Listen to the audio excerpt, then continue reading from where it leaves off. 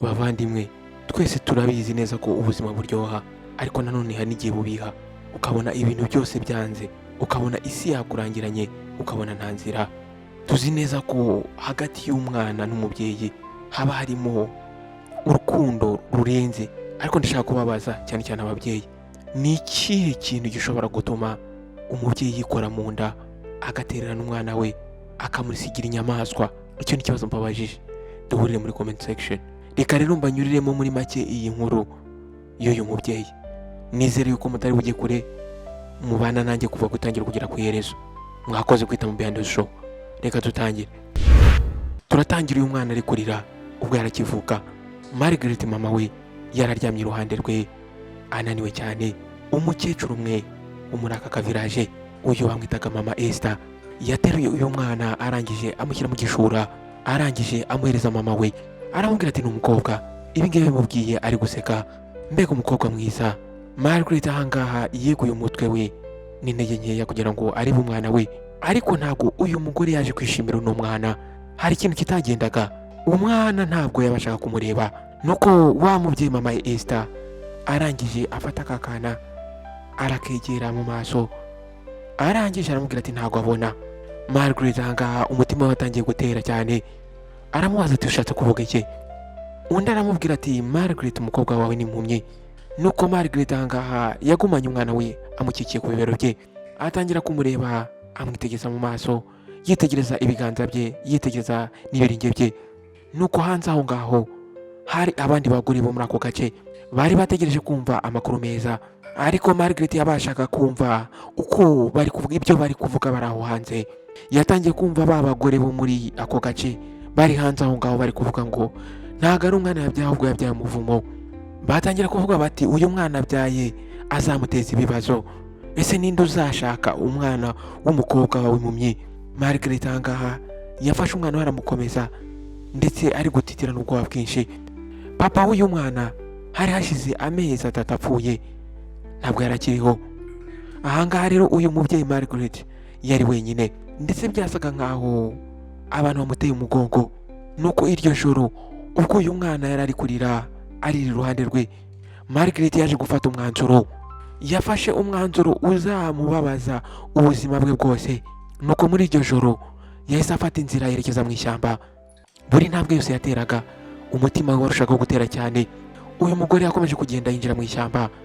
Ahangaha yarateruye wa mwana we ndetse yamushyize mu gishura. Nuko arangije ubwo yarageze ku giti kinini cyane, yabashije kureba impande n'impande ngo arebe niba nta muntu uri kumubona, ariko nta muntu wari urangwa muri icyo shyamba iryo joro. Ahangaha uyu mugore yatangiye kurira. Nuko arangije arapfukama afata wa mwana we amurambika hasi, arangije aramubwira ati umbabarire mwana wanjye. Nuko Margaret yahise ava aho ngaho asiga umwana we mu ishyamba. Umwana yagumye aho ngaho ari kurira cyane. Ahangaha Margaret atangiye kumva umwana we ari kurira, yananiwe gutenda intambwe, yarakomeje arahagarara, ariko atangira kwibwira muri we ati vangaho ugende. Atangira kwibwira muri we ngo hari umuntu uzamubona, hari umuntu ushobora kumubona akamwitaho. Ariko muri we yarazi ukuri, yarabizi neza yuko nta muntu wabasha kuza muri iri shyamba we yarataye umwana we. Yasubiye inyuma arongera aterura wa mwana we aramwitegereza. Muri ako kanya arongera amutereka hasi arirukanka. Margaret yarirukanse cyane, nta gusubira inyuma, nta kureba inyuma. Yarirukanse asiga roho yazanye hano ku isi ayisiga inyuma. Umwana yatangiye kurira aho ngaho muri iryo shyamba. Nuko mu kanya katari kanini cyane, aho hafi haje kugaragara umuntu. Uyu mugabo bamwitaga Samuel, yari ari kundogobeye. Ahangaha yari ari gutaha avuye mu cyaro. Yari avuye mu cyaro yajyaga ajyamo kuvura abana barwaye, ariko ari gutaraverisa muri iri shyamba agaruka mu rugo. Uyu mugabo yari ananiwe, ariko acyumva ijwi rya wa mwana mutoya uri kurira byatumye ahagarara. Yahagaze akanya gatoya arumva neza, yumva iryo jwi ry'uwo mwana. Arangije ahindukiza indogobe ye yerekeza aho iryo jwi riri guturuka. Ubwo yarageze kuri cya giti kinini, yagiye kubona hasi hari umwana w'uruhinja. Muri ako kanya umutima wahise umusimbuka, yahise ava ku ndogobe ye, arangije aterura akakana k'agahinja.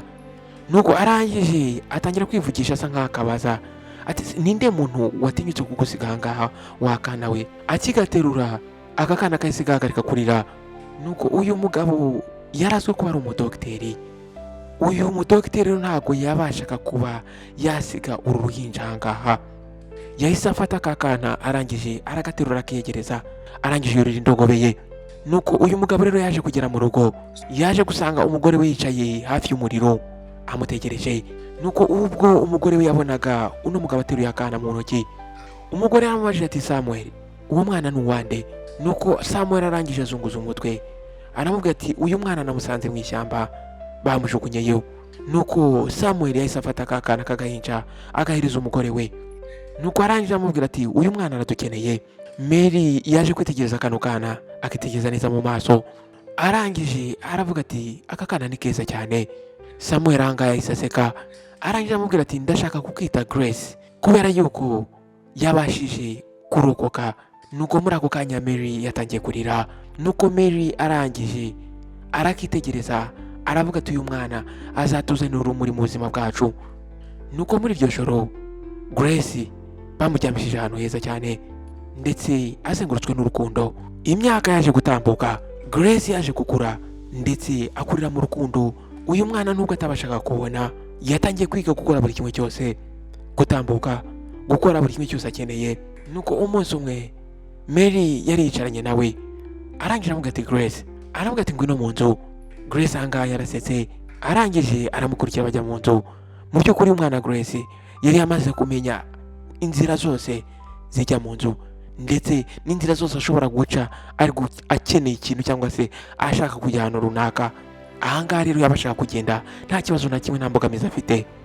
Nuko Mary arangije aramubwira ati mwana wanjye, hari ikintu ngufitiye kidasanzwe. Nuko Mary arangije amuha akantu kameze nk'umwirongi akamushyira mu ntoki, aramubwira ati ndashaka wiga uburyo bacuranga kano kantu. Umwana akigafata arangije aramubaza ati umuziki? Nuko Mary arangije aramubwira ati yego. Aramubwira ati umuziki ushobora kubonerwa ku mutima hadakenewe amaso. Nuko guhera uwo munsi Grace yatangiye kujya yicara hanze atangira kuvuza wa mwirongi. Bwa mbere agitangira ijwi ntabwo ryari rimeze neza, ariko uko iminsi yagiye itambuka umwana yatangiye kumenya gucuranga. Nuko hashize igihe gitoya uyu mwana atangira kujya avuza wa mwirongi neza cyane, ndetse buri umwe wese washaka kumva uyu mwana ari gucuranga yumvaga yishimye, yumvaga agize amatsiko. Nuko umugoroba umwe ubwo wa Dr. Samuel yari arimo yitegereza uyu mwana Grace ari gucuranga wa mwirongi, muri ako kanya yahise agira igitekerezo. Yahise atekereza ati ese uyu mwana ntashobora kubona? Uyu mudogiteri mu by'ukuri yari yaravuye abana benshi cyane, ariko kuba uyu mwana atarabashakaga kubona nicyo kintu cyari gisigaye kugira ngo arebe niba ashobora kugishobora. Nuko iryo joro wa mudogiteri yafashe amasaha menshi cyane ari gusoma ibitabo bitandukanye by'abaganga, yari arimo agerageza gushaka igisubizo. Nuko umunsi wakurikiyeho yafashe wa mwana Grace amujyana kuri clinique ye, atangira kumukorera ibizamini. Nuko akimara kubona ibisubizo yabonye ko hari ibyiringiro yuko uyu mwana ashobora kubona.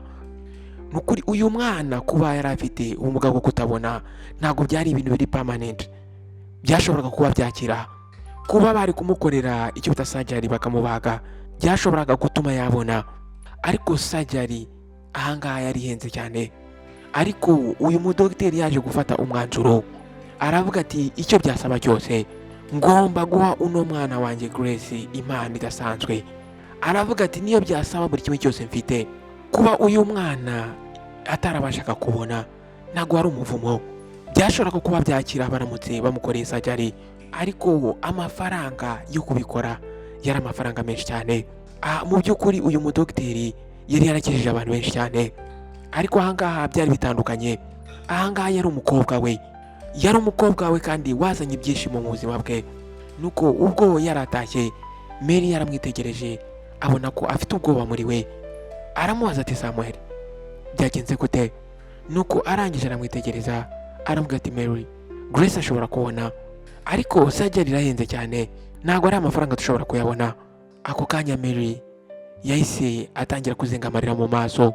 Nuko arangije amwicara iruhande amufata ibiganza aramubwira ati tugomba gushaka uburyo ubwo ari bwo bwose tukabikora tukabona ayo mafaranga. Grace akeneye aya mahirwe. Samuel arangije aramubwira ati nibiba ngombwa ko ngurisha clinique yanjye nzayigurisha. Mary ahangaha aratungurwa, aramubwira ati ariko clinic ni ubuzima bwawe. Ahangaha yarasetse ariko ubona ko asetse ababaye. Nuko aramubwira ati Grace ni ubuzima bwanjye. Nuko muri iryo joro Samuel yavuye aho ngaho aragenda ajya gushakisha, yatangiye kuganira n'inshuti n'abavandimwe, atangira kuguza ndetse yatangiye no gutekereza ko ashobora kugurisha inzu ye, ariko amafaranga yari akiri make cyane. Nuko umunsi umwe hari umugabo waje kumusura ataranabyiteguye. Uyu mugabo witwaga Benson yari umugabo ukora business, businessman. Uyu mugabo yari yarigeze kuba umurwayi we, arangije aramubwira ati Dr, numvise yuko ukeneye amafaranga. Ahangaha Benson yabimubwiye amwegera asa nk'usunika intebe, aramubaza ati ukeneye amafaranga ngahe? Samuel ahangaha yashe nkaho atabyumva neza mbere yuko amusubiza. Nuko ahangaha Benson arangije araseka, aramubwira ati hari ibyo nkugomba, ngufite ideni ngomba kwishyura amafaranga asajya ari yose. Muri ako kanya Samuel yahise atungurwa, aramubaza ati uzabikora? Undi aramubwira ati yego, waranyijije umunsi umwe, warantabaye, nanjye reka mbikore ibyo wankoreye, reka mbikorere umukobwa wawe. Muri ako kanya Samuel yatangiye kurira, amarira yatangira gushoka. Ubwo yafataga mu biganza uyu mugabo Benson amushimira cyane, aramubwira turakoze cyane. Ahangaha uyu mwana yahise ajyanwa ku bitaro. Grace ahangaha yararyamye ku gatanda, Mary yaramufashe mu biganza bye. Nuko kakana karangije kabaza Mary kati mama ese biri buryane? Mary arangije amusoma ku gahanga, aramubwira ati my love ntago biryana, humura, uraza gusinzira, noneho nuza kubyuka uraza kubona isi. Nuko umwana arangije aramubwira ati nawe ndaza kukubona. Nuko Mary aramubwira ati yego mwana wanjye uraza kumbona. Nuko Dr Samuel aho ngaho yarinjiye, ariko mu mutima we, umutima wari uri gutera cyane ndetse afite mu bwoba. Yarazi risk, yarazi ingaruka zishobora kubamo, yarazi ko amakosa yari yose ashobora kubaho, ashobora guhindura ubuzima bw'uyu mwana burundu, ariko yagombaga kugerageza amahirwe.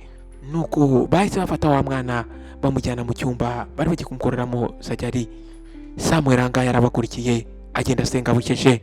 Amasaha yaratambutse, Mary yarategereje ari hahandi abantu baba bategereje bicara. Nuko byaje kugeraho rero imiryango irafunguka, Dr Samuel yarasohote. Nuko Mary arangije aramusanganira, aramubaza ati Samuel mbwira. Nuko Samuel arangije arahumeka, arangije araseka, aramwenyura, aramubwira ati surgery yagenze neza. Nuko Mary arangije amufata mu biganza. Nyuma y'iminsi cyari igihe cyo gukuramo bandage, bagakuraho bandage mu maso y'awa mwana w'umukobwa Grace. Dr Samuel ndetse na Mary bari bahagaze aho ngaho kuri ka gatanda wa mwana yararyamyeho. Ubwo umunasi yararimo akuraho za bandage bari bamushyize ku maso. Nuko Samuel arangije abaza Grace ati urabasha kumbona? Grace arangije aramwitegereza aramureba. Nuko arangije araseka, aramubwira ati mama, papa, ndi kubabona. Muri ako kanya Mary yahise atangira kurira, aho bera umukobwa we cyane aramukomeza. Grace ahangaha nawe yarishimye ubwo yibonye bwa mbere muri miruwari ari kwireba, arangije aravuga ati ni njyewe. Nuko Mary aramubwira ati ni wowe my love. Ibi ngibi yamubwiye amukora mu musatsi. Grace yatangiye kurira ahangaha, atarira amarira yuko ababaye, ahubwo ari amarira y'ibyishimo. Nuko arangije ahobera papa we Samuel, aramubwira ati urakoze papa. Bwa mbere mu buzima bwe yarabashije kubona umugabo wabashije kumutabara, umugabo wamuhaye amahirwe ya kabiri y'ubuzima. Ndetse bwa mbere nuko dusubiye rero muri cya cyaro, Margaret ahangaha yari yicaye hanze y'aka kazu yabagamo k'ibyatsi. Ahangaha izuba ryari riri kurenga, ibiganza bye byari biri ku nda ye, nta buzima. Kuva icyo gihe yari yaragerageje buri kimwe cyose ngo arebe nimba yakongera agatwita, byaranze. Yashakishije abadogiteri batandukanye, abavuzi gakondo, ariko nta kintu na kimwe cyakoze. Nuko atangira kwivugisha muri we ati mana yanjye, ni ukubera iki wantwariye abana? Nuko agiye kumva yumva inyuma ye ijwi riramushubije ati wenda nibyo wakoreye uw'Imana yaguhaye. Margaret arangije arakebuka n'uburakari bwinshi, agikebuka yahise akubita amaso wa mugore mama Esther wamubyajije. Uyu mugore arangije aramubwira ati uratekereza yuko ntazi ibyo wakoze? Wataye umwana wawe kugira ngo apfe? none urimo urasaba abana Imana. Ahangaha Margaret yatangiye gutitira, arambwira ati nari mfite ubwoba, nari njyenyine. Arambwira ati uri umuntu wikunda, niyo mpamvu Imana yaguhannye. Ahangaha Margaret yatangiye kurira, yahise apfukama hasi, arangije atangira kuvuga mu ijwi rirerire, ndifuza ko yagaruka, nkeneye kumubona. Nuko mama Esther arangije aramubwira ati imyaka ishize ni myinshi cyane, ese waba uzi n'aho ari ubu ngubu? Nuko Margaret arangije areba hejuru, aravuga ngo nzamubona niyo byafata ubuzima bwanjye bwose, ariko ngomba kubona umwana wanjye. Margaret yagurishije buri kimwe cyose yari afite, arangije ava aho ngaho mu cyaro, yagiye ajya mu mujyi, ava mu mujyi ajya mu wundi. Yagendaga abaza ngo umwana w'umukobwa ufite ubumuga bwo kutabona wari waratereranwe imyaka yashize. Ubwo yabazaga, abantu bamwe na bamwe baramusekaga, abandi nabo bakazunguza umutwe bakumva bamugiriye impuhwe. Ariko uyu mugore yakomeje gushakisha. Nuko umunsi umwe ubwo yarageze mu gasoko kamwe, yagiye yumva abantu bari kuvuga, atangira kumva abantu bavuga bati muzi umudokiteri uzwi cyane hano muri uyu mujyi wadoptinze umwana ubana n'ubumuga bwo kutabona. Muri ako kanya umutima watangiye gutera, arangije arahindukira yitegereza uwo mugore wari kubivuga, arangije aramubaza ati ni hehe uwo mudokiteri, aba hehe? Nuko arangije amubwira ati aba mu mujyi, bamwita Dr Samuel. Uwo mwana ntabwo akiri impumyi, umwana bamukoreye surgery. Nuko muri ako kanya Margaret yahise yumva acitse intege mu maguru, mu mavi ye yahise yumva acitse intege. Umwana we yarakiri muzima, ndetse umwana we abasha kubona. Muri ako kanya yahise atangira kurira, nuko yahise afata umwanzuro ajya mu mujyi. Nuko arangije ahagarara hanze ya clinique, ahangaha umutima we warateraga cyane. Arangije yinjira mu muryango, muri ako kanya agitambuka mu muryango yahise ahura n'umunasi w'umukobwa. Arangije aramubwira ati wiriwe neza mama, niki nagufasha? Nuko arangije n'iminwa yumye n'inyota aramubwira ati ndashaka kubonana na dogiteri. Nuko umunasi arangije aramubaza ati se ufite appointment, ufitanye gahunda nawe? Muri ako kanya Margaret yahise azunguza umutwe, nuko aramubwira ati ndakwinginze, ni ibintu by'ingenzi. Aramubwira ati genda umubwire yuko ari ibyerekeranye n'umukobwa we. Nuko arangije aramubwira ati tegereza ahangaha. Ahangaha Margaret yagumye ahangaha, ariko umutima we warateraga cyane, afite ikimaro, afite ubwoba. Ariko niyo byari kuba ngombwa ko apfukama, niyo byari kuba ngombwa ko asaba, yari kubikora. Imyaka yatambutse yari yarakoze ikosa rikomeye cyane, ariko ubu ngubu yari ari hano kandi yari yiteguye kubishyira mu buryo. Nuko iminota mikeya imiryango yarafungutse, umugabo wari wambaye neza muremure arangije arasohoka. Uyu mugabo umurebye mu maso ubona ko ari umugabo w'umunyabwenge. Nuko muri ako kanya wa mugore Margaret ubwo yitegerezaga uno mugabo Samuel, umutima we wahise umusimbuka ubwo yitegerezaga umugabo wakujije umwana we. Nuko arangije aramubaza ati uri umugore wifuza kumbona? Nuko Margaret arangije aramubwira ati nibyo doctor, ni njyewe. Aramubwira ati ndakwinginze, nshaka kuvugana nawe. Nuko Dr Samuel arangije aramubwira ati ntacyo mbwira vuba, mfite umurwayi wo kwitaho. Nuko muri ako kanya iminwa ya Margaret yatangiye gutitira. Nuko arangije arapfukama aramubwira ati doctor ndakwinginze, ndi hano kubw'umukobwa wanjye. Nuko Dr Samuel arangije aramubaza ati umukobwa wawe?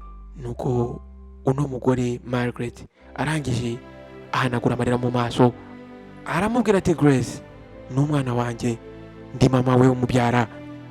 Hashize akanya gatoya buri umwe wese acecetse. Nuko dogiteri arangije araseka. Ahangaha Margaret yahise agira ubwoba, ntabwo yari yiteguye ko dogiteri ari bumuseke. Dogiteri arangije aramubwira ati ushobora kuba uri umubyeyi w'igicucu, wafashe umwana umeze kuri umwana ukiri muto ukivuka umujugunya mu ishyamba nk'inyamaswa, none uratekereza yuko wowe ushobora kuza ahangaha ugatangira kuvuga ngo umwana wanjye, umukobwa wanjye mwiza n'uwawe? Nuko muri ako kanya Margaret n'ikimwaro cyinshi aramubwira ati dogiteri, nari nkiri mutoya, nari mfite ubwoba, nakoze amakosa. Muri ako kanya amaso y'umugabo dogiteri yatangiye guhinduka, aramubaza ngo wakoze amakosa? Wamusize hariya kugira ngo apfe? None ubu ngubu yarakuze, azi ubwenge ndetse arakomeye, none ubu ngubu nibwo yibutse kuri mama we. Nuko Margaret arangije atangira kumubwira ati dogiteri mbabarira, ndashaka kumubona, ndakwinginze, ndashaka kumubwira ukuri, ndashaka kumufata nkamujyana mu rugo. Dogiteri arangije aramubwira ati ushobora kuba wasaze, ahangaha ijwi rye ryari rityaye nk'icyuma. Arambwira ati Grace ari mu rugo, sinzi rero urundi rugo ushaka kumujyanaho. Afite umuryango, afite mama ndetse afite papa, ndetse papa aramukunda cyane, nta nubwo akuzi ndetse nta nubwo agukeneye. Margaret arangije aramubwira ati akeneye kumenya uwo ndi we. Nuko Dr Samuel arangije atera intambwe aramwegera. Ahangaha yahise atangira kurakara, aramubwira ati nuramuka wongeye gutera intambwe wegera umukobwa wanjye ndahita mpamagara polisi. Ahita amubwira ati sohoka ahangaha. Margaret ahangaha yatangiye gusaba imbabazi, atangira kumwinginga, ariko Dr Samuel arangije amwereka umuryango, arambwira ati hanze singushaka hano. Umugore yatangiye kurira ubwo yateraga intambwe asohoka aho ngaho. Nuko mbere y'uko asohoka mu muryango yarahindukiye yitegereza dogiteri, arangije aramubwira ati dogita, umunsi umwe azamenya ukuri. Aramubwira ati kandi naramuka amenya ukuri ndasaba Imana ngo izamufasha mbabarire. Ahangaha Dr Samuel ntabwo yigeze amusubiza, ahubwo yamwitegereje ubwo uyu mugore yavaga ahangaha. Ahangaha Dr Samuel yari afite uburakari bwinshi cyane. Nuko ubwo rero Margaret yari avuye aho ngaho ageze mu muhanda, uyu mugabo rero yatangiye gutekereza uburyo yise kuri uyu mwana Grace. Imyaka yose yari itambutse, ntabwo rero yumvaga mu by'ukuri ashobora kureka umugore wamujugunye, umugore wamutereranye yongere arangiza ubuzima bwe. Nuko Dr Samuel yahise ajya mu rugo. Muri ako kanya yahise afata igikapu cye akijugunya aho ngaho ku ntebe.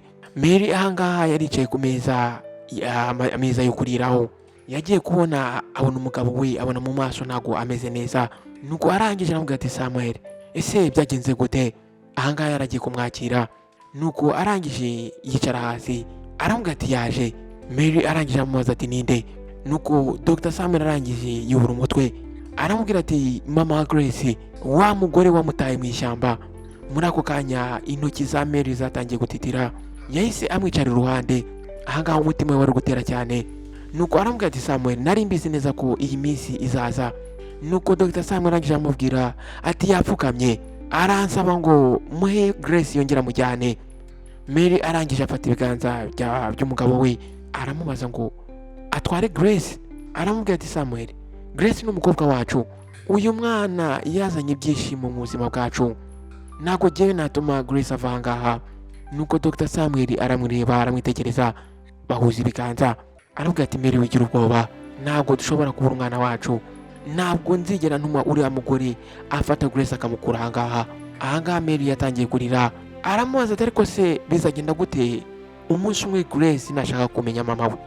Ese bizagenda gute nabaza ibibazo? Nuko Dr Samuel arangije azunguza umutwe, aramubwira ati twamureze n'urukundo rwinshi cyane, azabyumva neza ko turi umuryango nyawo we. Ariko ahangaha hari icyo batari bazi.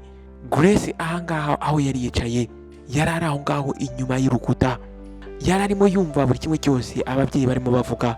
Bwa mbere yashe nkaho afite amatsiko muri we, ariko ubwo yakomeje kumva ibyo bari kuganira yari amaze kumenya yuko aba babyeyi atari ababyeyi be nyabo, ahubwo yari yabaye abandoned, yari yaratawe.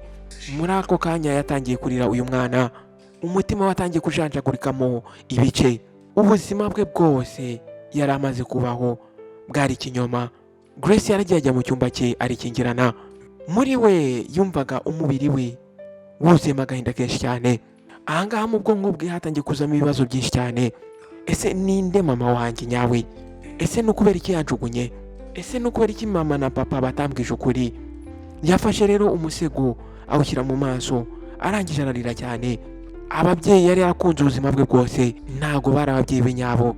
Uyu mwana yari umwana wari warajugunywe hanze, yaratereranywe. Ijoro ryose ntago uyu mwana yabasha gusinzira. Uyu mwana mu by'ukuri yakundaga Dr Samuel ndetse yakundaga Mary mama we, ariko ubu ngubu ntabwo yari azi ese we ni muntu ki, ntabwo yari yabasha kumenya uwo ari we. Nuko mu gitondo uyu mwana yaje gufata umwanzuro, yari akeneye kumenya ese ninde mugore wamubyaye. Nubwo yari ari mu bubabare bwinshi cyane, ariko yari akeneye kumenya ukuri, akamenya ninde muntu wamubyaye. Nuko Mary ahangaha ubwo yari ari mu gikoni arimo ategura ibyo kurya bya mu gitondo. Nuko bisanzwe iki gihe Grace yabaga ari ahangaha hasi, twakwita nka downstairs, acuranga piano, ariko ahangaha ntago Mary yari arimo amubona. Nuko rero Mary yahise ava aho ngaho, arangije arazamuka ajya upstairs. arangije arakomanga yitonze ku cyumba cy'aho mwana w'umukobwa. Nuko arangije amubaza ati my love wabyutse, ariko ntabwo yigeze amusubiza. Arongera arakomanga aramubwira ati Grace hamaze kugera saa 4 za mu gitondo, ntabwo yigeze urya, ese umeze neza? Agiye kumva yumva ijwi ndetse rifite uburakari bwinshi ati genda va ahangaha. Mary ahangaha ese yumva agize ubwoba aratungurwa.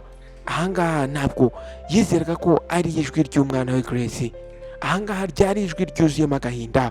Nuko arangije aramubwira ati Grace mwana wanjye ese niki kitagenda? Nuko Grace arangije aramubwira ati uri umubeshyi, mwese uko muri babiri wowe ndetse na papa murababeshyi, ntabwo nshaka kubabona. Nuko Mary arangije aramubaza ati Grace ni ibyo ushaka kuvuga? Arangije aramubwira ati fungura urugi tuvugane. Nuko Grace arangije aramubwira ati oya, ntabwo ngiye nshobora kubana n'abantu b'ababeshyi, ntabwo muri ababyeyi banjye. Nuko Mary ahangaha yahise yumva atunguwe ndetse umutima utangira gutera cyane. Grace yari amaze kubimenya, ariko se yabimenye gute? Nuko aramubwira ati Grace kingura ngusobanurire. Grace arangije aramubwira ati nta kintu na kimwe nshaka kumva. Aramubwira ati jyewe ndeka jyenyine.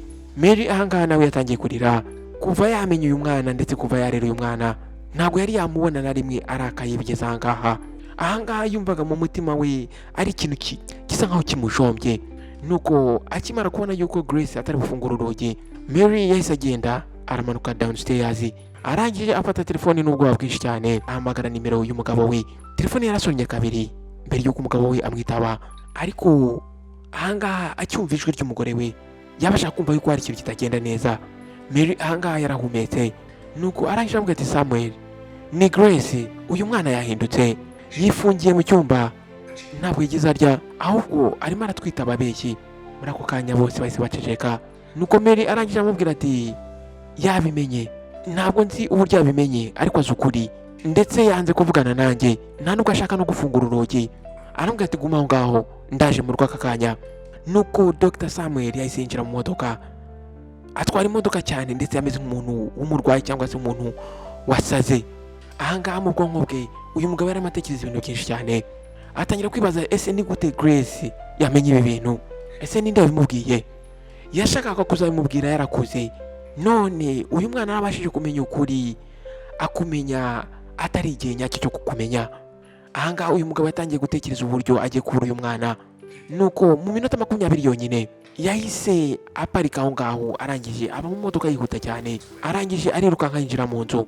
Yaragiye asanga Mary yicaye aho ngaho muri salo. Ahangaha yari yubitse umutwe mu maguru. Nuko arangije amubaza atari hehe. Mary arangije ahanagura amarira aramubwira atari mu cyumba cye. Nuko Dr Samuel arangije arazamuka ku masikariye, arangije ahagarara imbere y'urugi rw'icyumba cy'awa mwana. Arangije arakomanga aramubwira ati Grace fungura urugi. Arongera arakomanga aramubwira ati ni papa reka tuvugane. Nuko Grace arangije aramubwira ati genda. Muri ako kanya Dr Samuel yafunze amaso ye, atangira kumva ububabare muri we. Nuko arangije aramubwira ati Grace ndakwinginze nyumva, ndabizi ko ubabaye, ariko kwifungirana mu cyumba nta kintu biri buhindure. Wa mwana arangije aramubwira ati narakwizeye. Atangira kurira, naragukunze urangije urambeshya. Nuko Dr Samuel arangije yegama kuri rwa rugi aramubwira ati mwana wanjye ntabwo twakubeshye, ahubwo twarakurinze, twaragukunze ndetse turacyagukunda. Nuko umwana arangije amubaza ati ni ukubera iki mutambwiye ukuri? Nuko Dr arangije ararira mu marira menshi aramubwira ati mwana wanjye ntabwo twashakaga kukubabaza, ntabwo twashakaga yuko wikorera uwo mubabaro wo kumva yuko wajugunywe watereranywe. Dr Samuel arangije areba Mary umugore we aho ngaho yaragaze inyuma ye, ko barangije bafatana ibiganza barasenga. Nuko Mary arangije aramubwira ati uyu mwana akeneye igihe. Abangakore babiri bari barahaye Grace buri kimwe cyose, urukundo bari baramwitayeho. Ahangaha rero niwe wari ufite umwanya wo guhitamo nimba ari bubagumishe mu mutima we cyangwa se akabukura mu mutima we burundu. Nuko Dr Samuel ubwo yari yicaye mu biro bye arimo areba amadokima imbere ye, ariko ubwonko bwe bwari buri kure. Ijoro ryose ntabwo yari yasinziriye, umutima we wari wuzuyemo ubwoba bwinshi cyane. Yaribazaga ese Grace azatubabarira, ese Grace azongera barebe we na Mary nk'uko yabarebaga. Yari amaze igihe kinini atabara abantu benshi cyane, avura indwara zitandukanye, ariko ahangaha uyu mudokiteri mu by'ukuri muri we yumvaga nta mbaraga afite, yumvaga ari powerless. Ese biri bugende gute naramuka abuze umuntu umwe yumvaga ko yishimiye kubana nawe.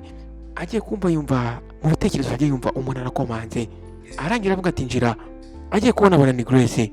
Ahangaha uyu mwana isura ye yari yikarumye, ariko amaso ye wabonaga ari kuzengama amarira.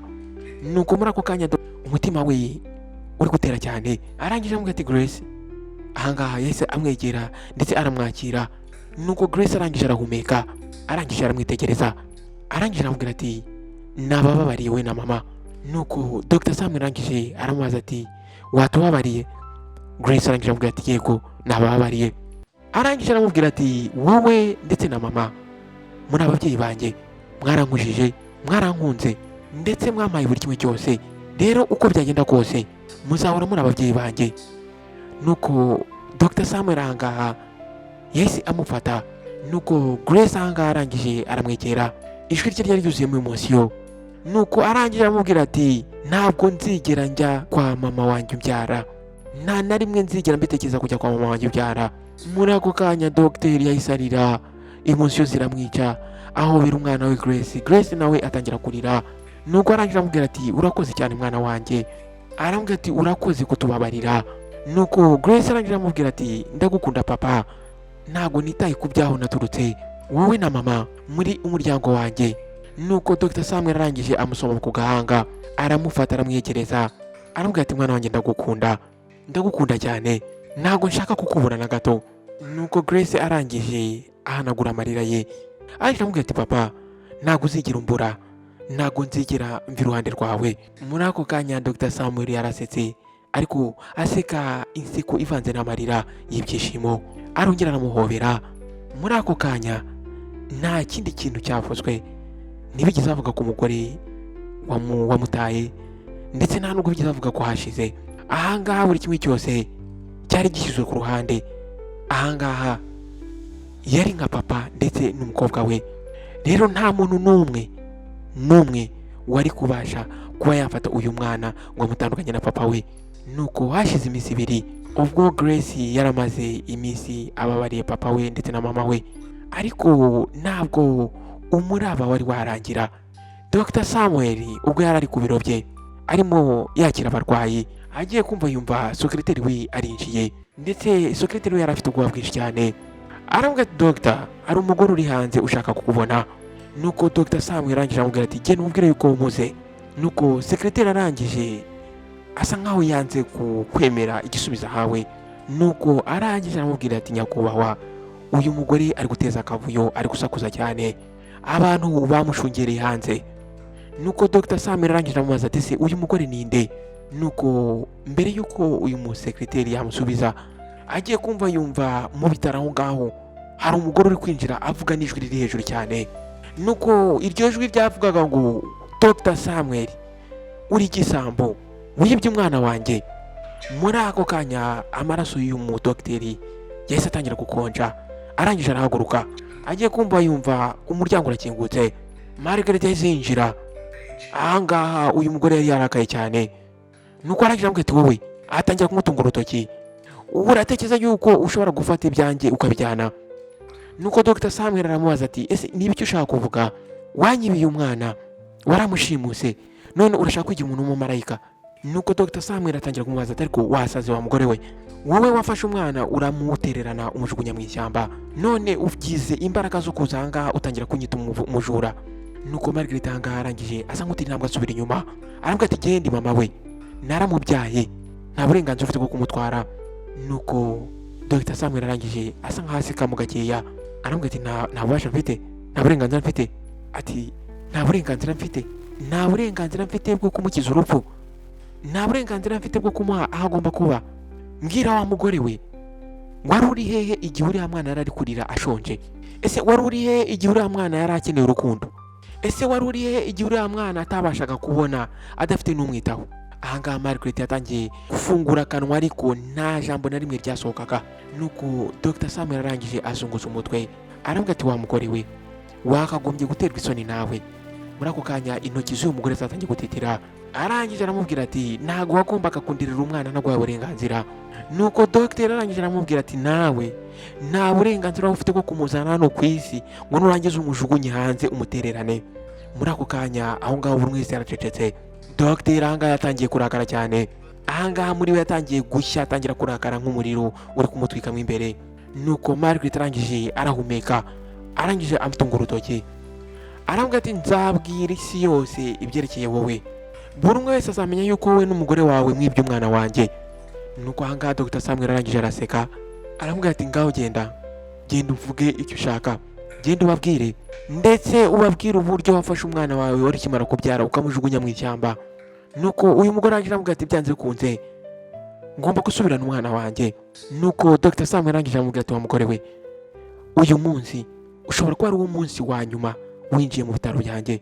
Nuramuka wongeye ukaza ukegera umuryango wanjye, nzakora ibishoboka byose ufungwe kuba warataye umwana ukamuta mu ishyamba. Nuko Dr Samuel arangije aramubwira ati wowe uzongera ungerageze nzabikwereka. Uyu mugore yahise ava aho ngaho arasohoka ndetse n'uburakari bwinshi cyane, mu by'ukuri yumvishaga ko azabikora. Nuko muri uwo mugoroba ubwo Dr Samuel yari agarutse mu rugo, nuko arangije akuramo ikote, arangije yicara muri salo. Mary ahangaha yari ari mu gikoni, yabonye ko umugabo we atameze neza, arangije araza aramwakira. Nuko arangije amubaza ati Samuel byagenze gute? Nuko arangije aramubwira ati Mary wa mugore yongera aragaruka. Nuko Mary arangije amubaza ati wa mugore Margaret, uyu musore ntuyavuze iki? Dr Samuel arangije ahangaha azunguza umutwe, ahangaha mu by'ukuri yarakirakaye, arangira aramubwira ati yakoze ibintu bitabaho imbere y'abarwayi banjye, atangira kuvuga n'ijwi riri hejuru cyane ngo nibye umwana we, ndetse yavuze yuko ngo agiye kubwira ngo isi yose, ngo akayibwira yuko twafashe umwana we tukamushimuta. Nuko Mary ahangaha ahita afata ibiganza bye abishyira ku gituza cye. Nuko Dr Samuel arangije aramubwira ati uno mugore yiteguye gutwara uno mwana akamujyana, kandi igihe ntago nzigera ntuma amutwara. Uriya mugore yataye umwana we mu ishyamba, ntabwo rero afite uburenganzira bwo kwiyita mama we. Muri ako kanya umutima wa Mary watangiye gutera cyane, ntabwo yiyumvishaga ko azabura Grace. Nuko arangije afata ibiganza by'umugabo we Samuel, arangije aramureba, arambwira ati Samuel dukeneye kujya kuri polisi, twafashe uno mwana turamwadopta, ariko twamwadopse mu buryo butemewe, ahubwo kubera ko dufite impapuro, dufite buri kimwe cyose. Nimba Margaret hari ibintu ari gutegura, twagombye kuba twiteguye. Nuko Dr Samuel arangije aramubwira ati ibyo uvuga ni ukuri.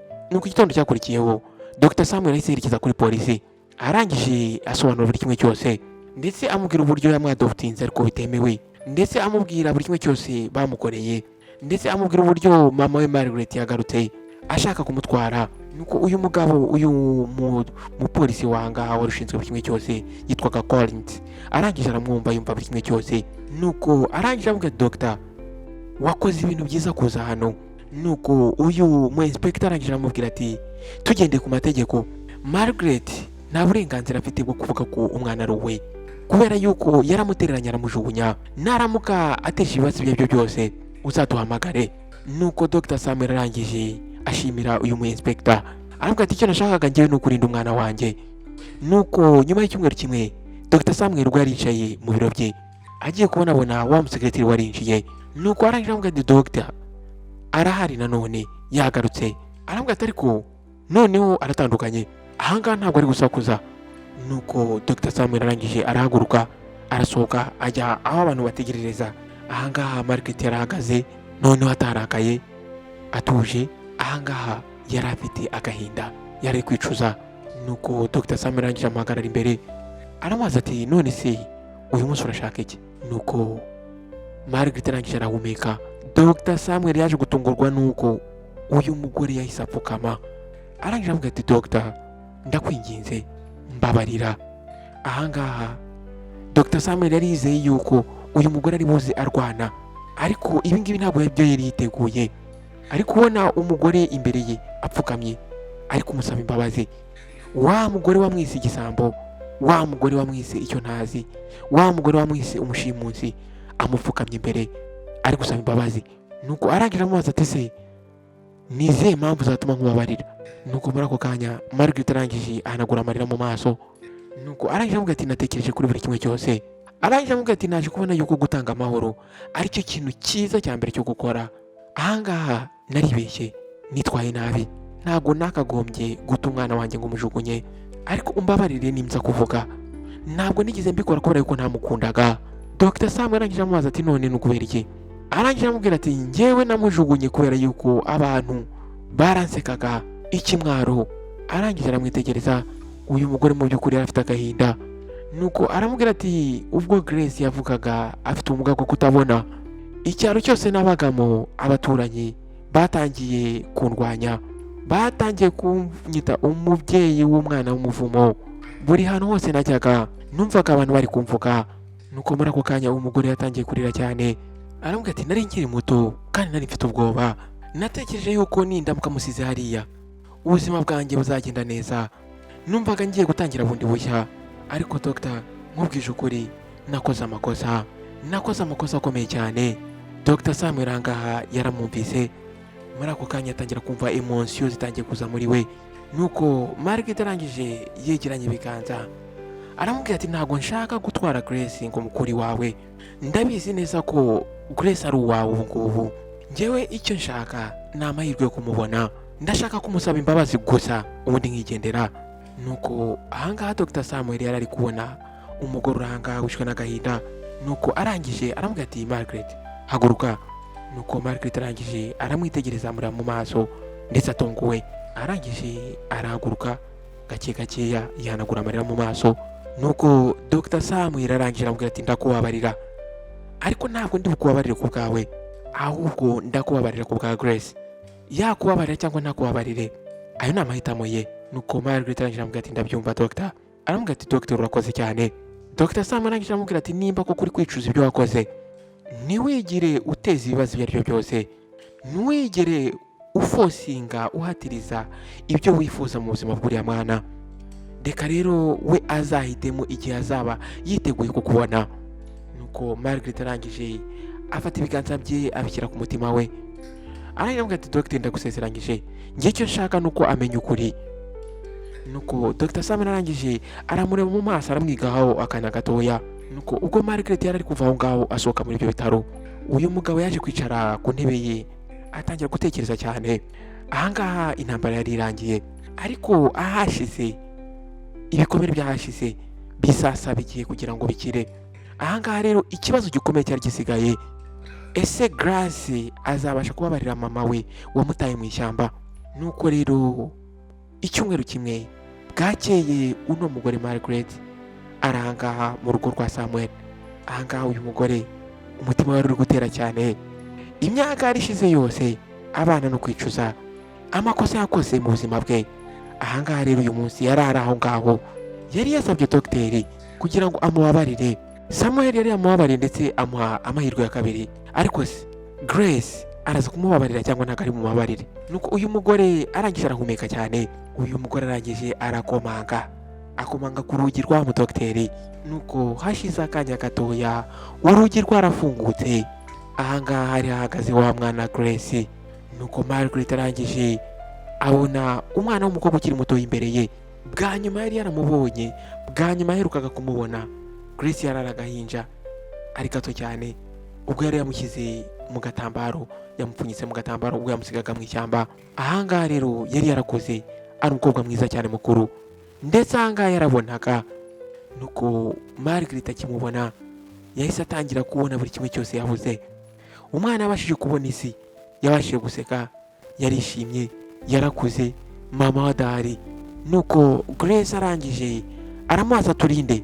Muri ako kanya iminwa y'uyu mugore Margaret yatangiye gutitira, aravuga ati ndi mama wawe.